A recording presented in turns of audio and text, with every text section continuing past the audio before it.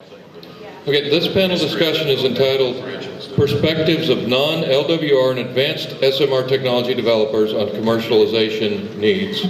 This panel is going to be about commercializing non-LWR and advanced SMR reactors.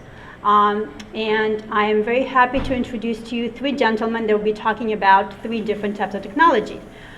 First, we have Dr. Tim Bertch, who is the director of the Fission division at General Atomics.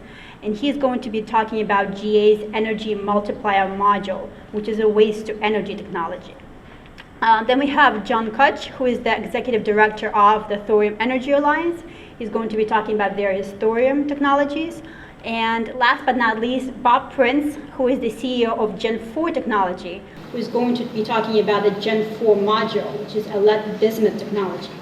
So we will start with Dr. Bertch, who will talk about the energy multiplier model. The basic concept is to raise fuel utilization from 0.5% up much closer to unity by coming up with a way of converting and burning in situ for a 30-year core life, getting the cost per kilowatt down. And so the way you do that is you make the core once, you put it in there, you don't take the outage times and loss of revenue, and then you make it small and make it a high efficiency, high temperature direct Brayton cycle so that you can make a lot more revenue and not have to put 2/3 of your energy into the river. Our goal is to get to half the price of large light water reactor would cost on a per kilowatt basis. You get a reactor that doesn't need enrichment after the first generation. You get a reactor that you don't have to do any wet processes when you reuse the fuel, and you get a disposition path for light water reactor spent nuclear fuel. All right, so I'm John Kutsch, Executive Director of the Thorium Energy Alliance. So our directive is basically to promote the use of thorium as an energy source. We do tend to get behind one particular embodiment, and that is the molten salt reactor.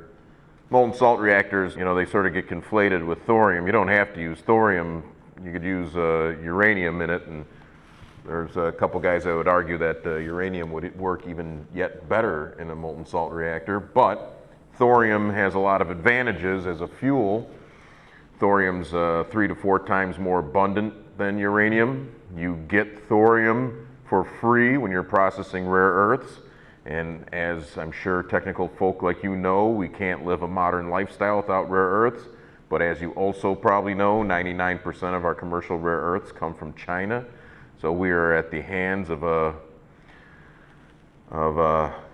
country that does not have our best interests at heart.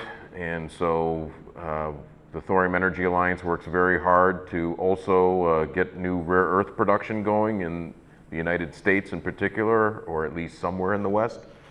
And by doing that, it's self-serving, because we know if you're refining rare earths, you're generating probably somewhere between 2 to 7 to 14% thorium, and you get a little uranium out of the deal too sometimes. And of course, thorium is an alpha emitter. It is not that hard to handle. It is not water soluble. So that means you can store it much more safely than you can uranium, and you can handle it much more safely. Probably the biggest byproduct of storing large amounts of thorium or thorium oxide of some type would be some radon that you could easily collect and deal with over probably about an 80-day period. So it's pretty good stuff. It's got a lot going for it as a fuel. It's more abundant, it's easier to handle. Got a much happier disposition than uranium or plutonium.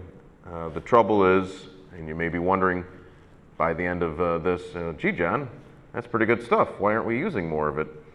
Well, there's a lot of reasons, but one of the main reasons, and one reason I like coming to Washington, D.C., is that we're trying to get it so that you can use it more readily. Just for your information, the 1954 Atomic Energy Act said, hey, there's 3 nuclear fuels out there: thorium, uranium, and plutonium. And back in the day, that was a really good thing, because it led us to being able to do work on the molten salt research reactor back in the 60s, a real honest to God, not paper reactor, that ran for 22,000 full power hours at 6 megawatts of heat. If you ever visit Oak Ridge National Lab, you can actually see the MSRE building is still there, and it's still used as an office building, and the remnants of the MSR are still there. The nice thing about the MSRE in general, whether it's uranium or thorium, very, very simple and elegant. You have that yellow vertical tube there is the reacting chamber, and it goes into a single pump, so you don't have triple, quadruple, quintuple redundant cooling pumps. It goes through a heat exchanger, exchanges heat to another salt, and the salt loop either goes out and runs hopefully some sort of Brayton cycle or advanced steam cycle, supercritical CO2, something, or you go out to a heat loop and you do work with the heat, because why would you lose 50% of your energy just to make electricity, when instead you could probably take that nice sweet 700 to 800 degree salt and use it to process maybe coal into liquid fuels, turn coal from the dirtiest, filthiest energy into maybe one of the cleanest energy sources. Or maybe you could make fertilizer, desalinate water. You've all heard the stories about what you can do with high temperature process. The other nice thing about an MSRE, or an MSR I should say, in general, is that that salt wants to be solid. So if it drops below 450, 600 degrees, it becomes solid. So when the terrorists fly their plane into the reactor and they crack it open, what would happen? The fueled salts and the blanket salts would fall into the curved bottom, the swimming pool there, and drain down into these storage tanks and solidify in a matter of days. If you had a little more controlled thing than a terrorist attack, if somehow the system overheated for some reason, there's a salt plug, basically just the same salt that the fuel is, and it's kept frozen by literally just blowing a fan on it. That's how they did it back in the 60s. They just blew a fan on a section of pipe, and if something like Fukushima happened where we lost power, the fan would stop blowing, the plug in the pipe would melt, and voila, the whole thing drains down into the containment tanks in the lower gallery. This is, and I know it's a little overused, this particular thing was an inherently safe, walk-away safe reactor design that we've had for the last 60 years. And Dr. Alvin Weinberg, who had a huge part in developing the light-water-reactor, literally begged several administrations from Kennedy to Nixon to please, this is what a civilian nuclear reactor should be. You should use thorium, and you should use molten salts. If you want to make plutonium to build nuclear weapons, that's great. Go ahead and use your solid fuel reactors, for that. But this would be the civilian reactor, the safe reactor, the inherently safe reactor.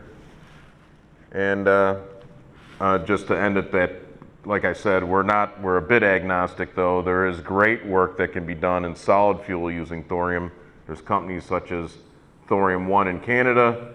There's Lightbridge, which used to be Thorium Power here in the United States, that worked very closely with the Russians to make solid fuel, MOX fuel replacement rods. And of course, we have some wonderful representatives from South Africa here who want to, pick up where some work was left off with thorium pebble bed reactors, and that's also the work that's being done by Peterson at Berkeley. So we could extend our uranium fleet using thorium. Shippingport, as many of you know, ran its last fuel load using thorium. And thanks for your patience. Thank you. I joined Hyperion Power Generation last February, and we've been working since that time with a new management team to move the project forward. It's venture-backed, which is very rare in this industry, by a venture capital firm out of Denver. So you have the rare privilege of also trying to raise money for something that the Nuclear Regulatory Commission says won't be around until 2025. So thanks for all the help. But I think what we are, next slide, is a transportable, no refueling for 10 years, a sealed unit. The reactor itself is about the size of a Mini Cooper. It's greatly enhanced safety. It uses uranium nitride fuel and lead bismuth as a coolant. So you get a lot of the safety properties that you just heard about with molten salt. It has a very high power density, and that's the advantages of using a heavy metal coolant. It's put in a sealed underground module that's you can't get into. And the idea is to not get into it during its 10-year life.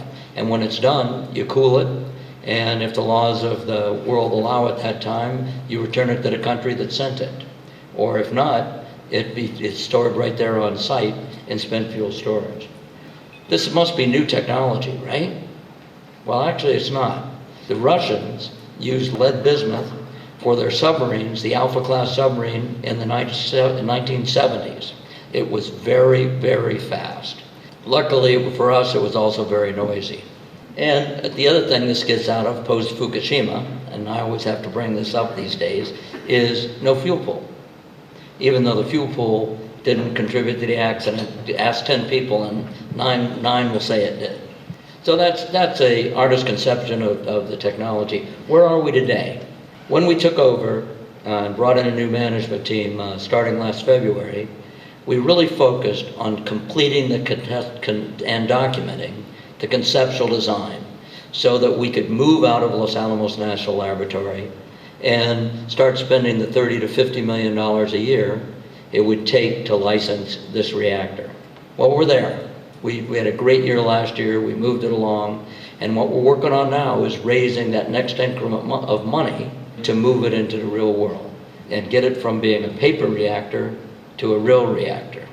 It's little, small footprint, and it's at atmospheric pressure. So it's really a nice step forward. How do you take these technologies from being paper reactors, like Bob said, to being actual reactors that can be licensed, constructed, and operated? There's nothing wrong with paper reactors. To the best of my knowledge, they're the only ones that always work. Right? But eventually, you got to try and not be one. And there's some good ones out there, and there's some good ideas. But if you watch incrementally, what you do is you have to test it in steps. And it's the same thing we did with the melters, which is now the melters for vitrification out at Hanford. And we built small ones that were electrically powered. And it's technology development, not R&D. It's the D, not the R. And you take it through those phases without being nuclear powered to add the data to license it. I think the question you have is really no nuclear technology is valuable to an investor until it's licensed by a regulatory authority. So our focus is, let's get this puppy licensed. So you have a real dilemma in the United States, and I think the DOE and the NRC proved conclusively by the final form of the funding authorization opportunity, the FOA that's about to come out, that they're light water oriented, that they believe, and probably for good reason, that light water is the way to get it commercial quicker. Well, maybe, maybe not. But what that's doing is forcing vendors and potential vendors to go overseas, right? And in our case, that's not such a bad thing, because our reactor is designed for remote areas that don't have a good grid. I mean, it could be a large country like India, that they're never going to straighten that grid out, right? Or it could be a remote country like northern Canada, where mineral extraction is growing, and what do they need? They need power. And I think one of the vendors shows this slide that, and it's the world from space, and it shows the dark areas, and the guy said, look, that's what we're trying to do, is the dark areas. And of course, those don't include very much, if any, of the United States. And the laws of the land, of the IAEA, say that you have to license a reactor in the country in which you're going to operate it. So that's an impediment for all of us. And so I think you're going to see us, for the first ones, focusing on where can we license a reactor overseas. And I think you want to focus on a well-recognized regulatory authority. Bob has the great advantage that the technology that Thorium Energy Alliance promotes, and that your reactor is not exactly a paper reactor. There's a proven track record of lead bismuth, and just as there's a proven track record of molten salt, and even the aqueous reactor, if you look into the history of the aqueous reactor, and but it all does come down to money and licensing. Where you get your funding is the most critical thing of all. It's almost not even the regulatory, but besides that, I mean, then you get the NRC saying, when we testified at the Blue Ribbon Commission, the NRC said, we really believe that liquid fuels have a strong future, and we're going to write regulations for it in the next 30 to 50 years. So, and they said that with a straight face, so how, but I do believe that regulatory issues can be overcome, especially since there is that, thank God, there is that, from the golden age of reactor design, we have that track record of 22,000 hours of full power operation and an actual living embodiment of what we hope to promote, which is lucky for you too. There's a reason why most of them are done and backed by countries, and why most of nuclear technology has been developed by countries, because they have to have another reason, an overwhelming reason. Bill Gates, right? TerraPower, right? He doesn't care. He has as much money as most countries, right? So, he wants to do something for the world. And even he moved to China to get TerraPower going. So there, it's an interesting dilemma. But the question for all of us is, and for America, is do we want to play? The Koreans, the Chinese, the Russians, they're going after it. And they're going after it with Gen 4 reactors, not Gen 3 or Gen 3 plus. General Atomics has achieved NRC licensing for over 60 reactors, most of them trigger reactors, 2 gas reactors. So we know what it takes to get something licensed, and we know you have to do your homework first and get your ducks lined up before you go. But we'll be ready when it's time. Perhaps NRC is going to need to amend its regulations to allow for site permits and construction operating licenses of these reactors. Our view is that you play it safe and stay with today's technology and reduce your licensing challenge when you go to the NRC. But if you don't have an economic reactor when you're done, it's not going to get you very far. So our philosophy is backwards. We are designing to make a reactor that's so economic that people are going to want to buy it and provide the initiative to go off and then face the tough licensing challenge of a new fuel, a new clad, and a not so commonly used coolant. But to get there, we have some R&D that we need to get done ahead of time, and that's what we're concentrating on now. Yeah, we've had, on behalf of our members, we've had several talks with the NRC, and if you look at the 10 CFR, there's literally,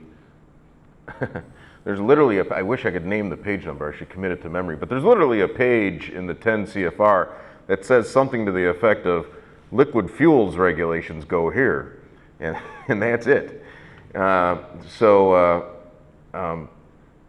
For instance, when we're speaking with them, it's so foreign, this idea of having the fuel and the coolant be, one and the same, especially in a single fluid molten salt reactor. You start to question them over some of their tests, and you say, well, would we still have to file something for like a loss of coolant test? Oh, yes, you would. It's like, but see, if we lose our coolant, then we lose the fuel too. It goes into those. Well, not that one, but if our slide was up there, it goes into the storage tanks, right? And even if you have a catastrophic loss of coolant, i.e. the terrorist, hugging the reactor and blowing himself up, it splatters on the ground, solidifies, or runs down into the drain hole and into the coolant containment gallery. You know, and they're like, yeah, no, you have to describe that. And so it's such a, the molten salt reactor is opposite land. You know, it's a mirror image of solid fuel. And so the end result is going to be, to your point, Bob, China is putting $1 to $2 billion. If you look up the Chinese Academy of Sciences, they had a press release in 2011, and just recently Mark Helper has written about it. You can look up the Chinese Academy of Sciences is working to develop what they call the TMSR, the Thorium Molten Salt Reactor, and they are skipping over Gen 3. They're going right to Gen 4, and they've put real money, $1 billion. There's $0 in the United States being spent on this. The other place that might get this done is Canada, because they do have a huge interest in process heat. And if you look at that thing as just a hot cell, and you get rid of that whole Brayton cycle turbine hall in the middle there, what's valuable to a lot of people is 800-degree, always-on process heat that's very cheap and somewhat mobile, certainly, you know, safe and efficient. And as Bob said, it's a zero pressure system. You could, if you took the lid off of the containment there, you know, so there's no water to flash off, you know, there's no water to disassociate. You're not going to have catastrophic events like that. That gets to be pretty attractive to somebody who's trying to suck tar out of the ground, and they want mobile lily pads to do that. So the idea of a 10, 50, maybe 100 megawatt mobile reactor that could fit into in the back of a container system and sent to sites by helicopter, that might be worth $1 billion worth of R&D. That's nothing to petroleum companies. So that's where we stand. Is this going to happen in the United States? I'm still trying, but where I'm afraid it's going to happen and we're going to lose all this economic opportunity is China, and maybe the best case scenario in my book would be somewhere in the West, preferably somebody friendly to us like Canada. That's all I got. It's certainly been an education in the last year, you know, and the NRC has been very open and welcoming and supportive, and so has the Department of Energy. But, you know, you need to be credible, and you need to have a plan that sounds realistic to them, not to you, right? And a speed that sounds realistic to them. And, you know, that's why I think one of the reasons we made a lot of progress in the last year. But what we've been trying to do is we get it right to the point where it's ready, right, for somebody else to come in. Because realistically, are you going to stand up an NSSS supplier from scratch? Pretty difficult, right? Or how about an AE? So, and they work for money. I think I've called on every single one of them in the last year. And I don't blame them for working for money. I think that's a good thing, right? But I think to get them interested, you need to come up with a source. And I think you don't need to come up with it all, but you have enough to get you to the next step. I think, unfortunately, when you get it out of Los Alamos National Laboratory, which is where it started, now you need 30 to 50 million a year to make meaningful progress, right? And so that is money that's hard to come up with. And it's probably going to come from a super wealthy individual who just believes, right? Or a country, or a sovereign wealth fund, or a huge retirement fund. Somebody that has to have an ulterior need, another need to do this because it's something that's good for the world, and the person believes, or, you know, some other reason. Like, for example, in the Middle East, you know, the UAE is going full speed with a Korean reactor, unfortunately for us, but they're going full speed to nuclear. Well, Saudi Arabia is not far behind them, and the Middle East is going to go nuclear. But they've got a lot of remote areas where large gigawatt reactors are not the right answer. I mean, you can build transmission lines across the desert. It can be done, right, at great expense, and how do you provide security? Or you can have distributed power for part of the country. And there's certainly more than one way to do that. All three of the technologies that you're discussing today might not be commercialized as quickly as the Gen 3 Plus or Gen 3 Plus Plus. How do you make the case to the regulators, to the investors, to the customers that they should give priority to your technology and not to something that they might think is more proven or might be commercialized quicker? Go ahead, Tim. Our effort is internally funded, so we aren't after investors, so I'll defer to Bob. Well, I'll tell you right now, the way that some of this stuff is getting bootstrapped, at least in the United States, is that thorium and some of the surrounding, even lead bismuth, we've done quite a bit of work with that as a coolant for some of the isotope production.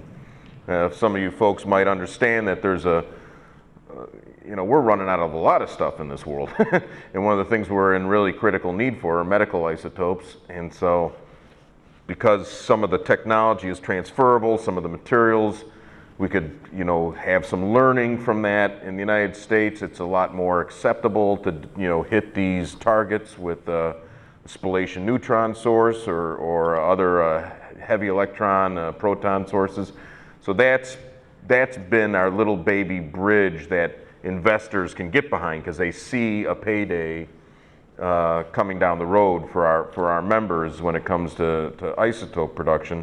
I also already mentioned that in other countries, State Oil in Norway, I always forget the one in Brazil, but the oil companies up in Canada, Petrobras, they have a very big interest in process heat, so they have been supplying some R&D money there. Unfortunately, that is all not in the United States right now.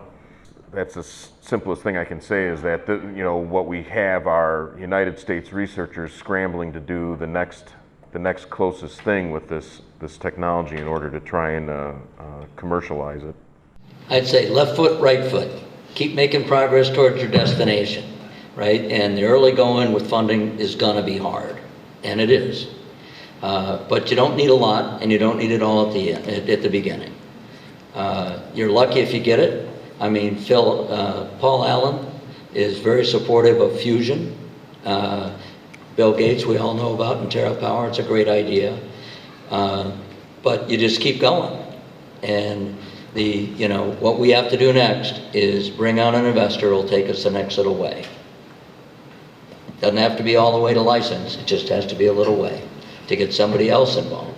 And a great thing would be to have a strategic partner who would want to help you along. We've gotten great assistance from Areva and from AMEC up in Canada. And I hope others will join in. How do you demonstrate the cost effectiveness of these technologies? How do you make that business case?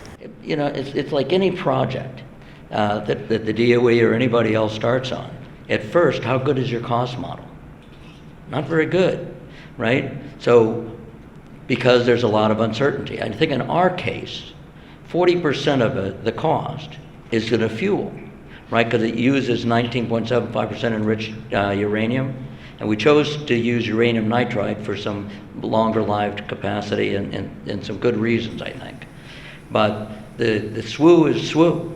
The cost of uranium is the cost of uranium. So you can pin 40% of your cost, pretty close, right on day zero.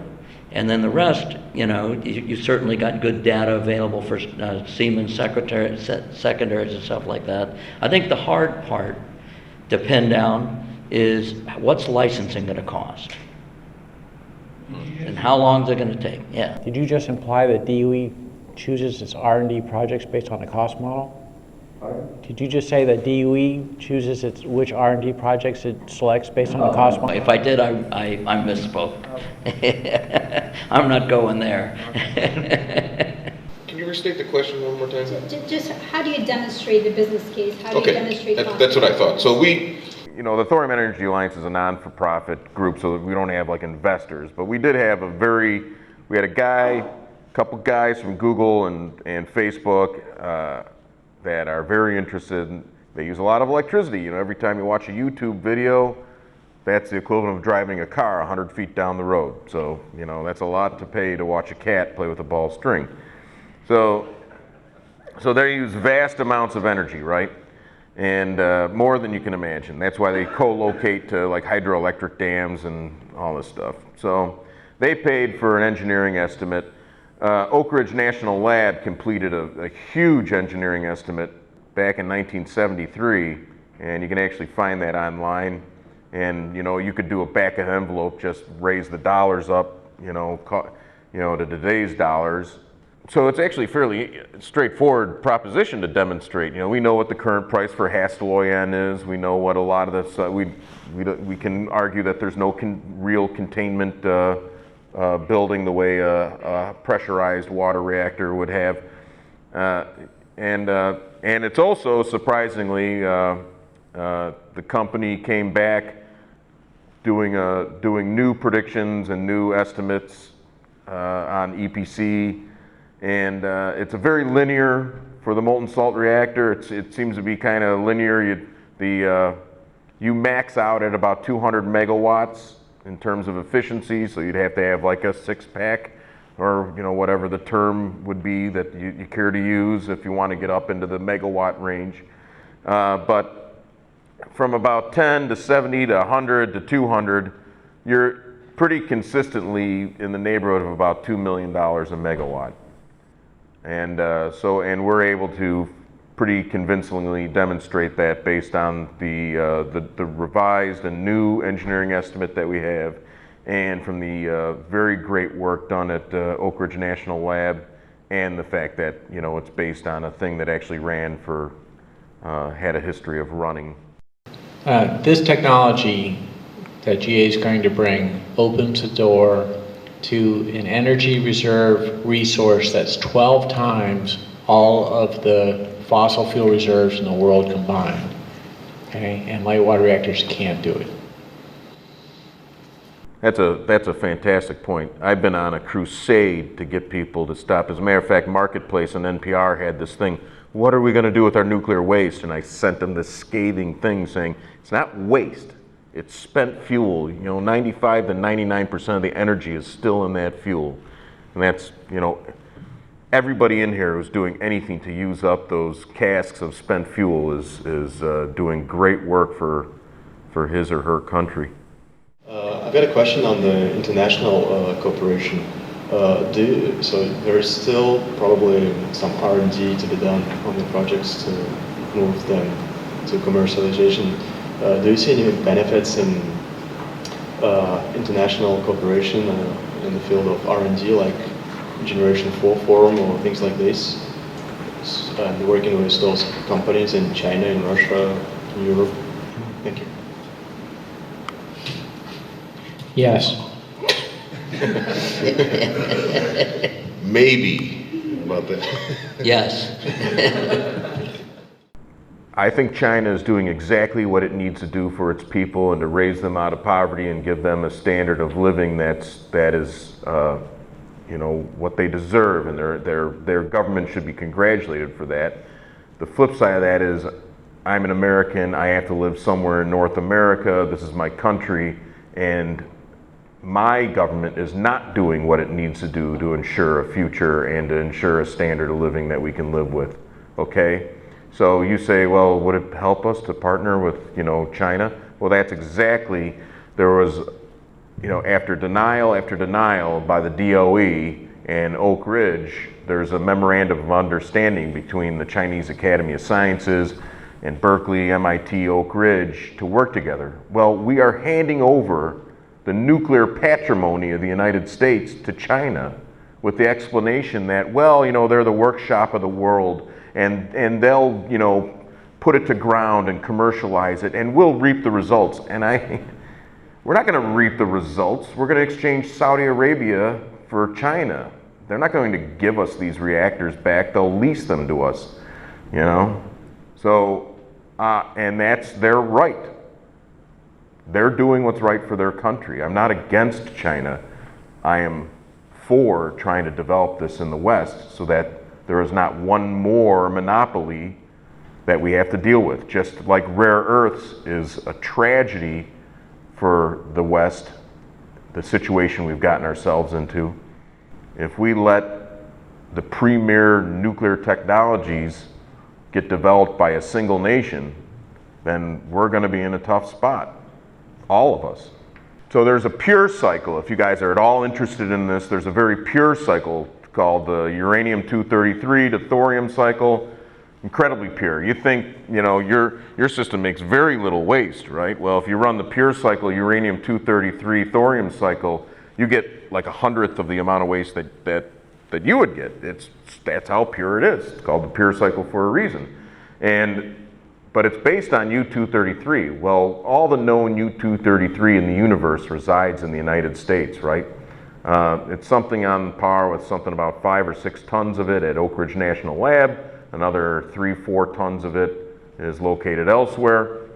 And right now, just this week, the DOE has decided that their ongoing effort, it's been 9 years of Energy Solutions trying to spend $1 billion to denature and vitrify the uranium-233 at Oak Ridge. And so Battelle wants that U-233 sits right in the middle of the Oak Ridge campus, and they want that land back.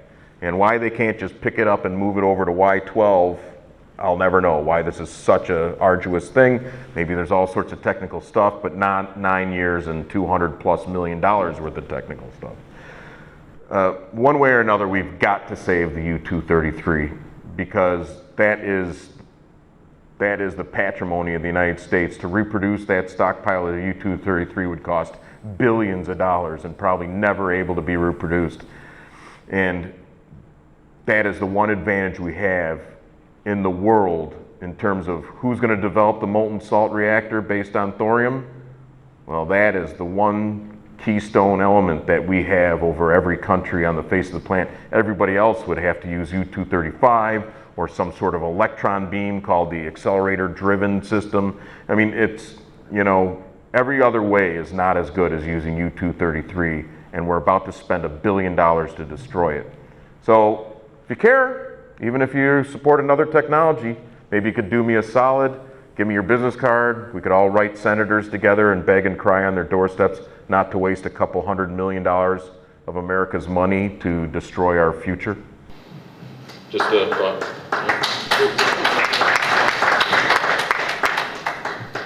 Well, we actually still have a couple of minutes left, so I'd like to ask one last question. And that is, where are you looking to deploy these technologies? Are there any specific countries or regions that you're looking to deploy them? I think I sort of addressed that before, where if you take a Skylab and you fly it over the United States at night, and you see an awful lot of dark places. And I think you can change the world faster and better if you focus on those places. That's also, it's 5% of the electricity market worldwide. It's mostly powered by diesel generators. It's also one of the largest sources of greenhouse gases. And of course, it's the most expensive source of electricity because these places are remote. And I had a picture. I don't think I brought it. Right, in Canada, in the north part, there you go. I've seen several vendors use this picture because it's really cool. But I mean, the ice roads in Canada are melting, and they're staying frozen for a little part of the year. So now in northern Canada, they're flying, and in Alaska, in certain parts, they're flying diesel fuel in airplanes with bladders, and they have just a few months to put a million liters of fuel in a tank to keep that to let run for the rest of the year to power the diamond mine or whatever you have. And so the need is, one, can we get rid of some greenhouse gases? That's always good. But two, can you be cheaper than flying diesel fuel in a bladder? You bet you can. You're less than half the cost. Why not put a technology up there that'll do it? Yeah, I'd say Canada is probably the best market in the West because of their huge, you know, they're spending vast resources burning natural gas to create process heat to suck tar out of the ground. And they know how ridiculous that is because they're putting huge amounts of CO2 in the atmosphere and they're burning the furniture. You know, they want to sell that natural gas to us or, you know, pressurize it and ship it over to Japan, you know, whatever. So they are highly motivated to find process heat of some sort of another that, you know, doesn't burn the furniture, so to speak. If you have a reactor that can come in at half the price of a large light water reactor on dollars per kilowatt electric, and you have a country where you can't start a new coal plant, and you have a world where 6 out of 7 people don't have access to reliable electricity at a decent standard of living, the answer is you can sell it anywhere. Yep, right on. Elegant answer. Very good. A+. Thank you very much to all three of you. I think this has been a very interesting and very candid discussion. I really appreciate, and the audience appreciates, your insights into the development of these technologies, and I really hope to see you next year or at a future conference and hear more positive developments in each one. Thank you very much. Thank you.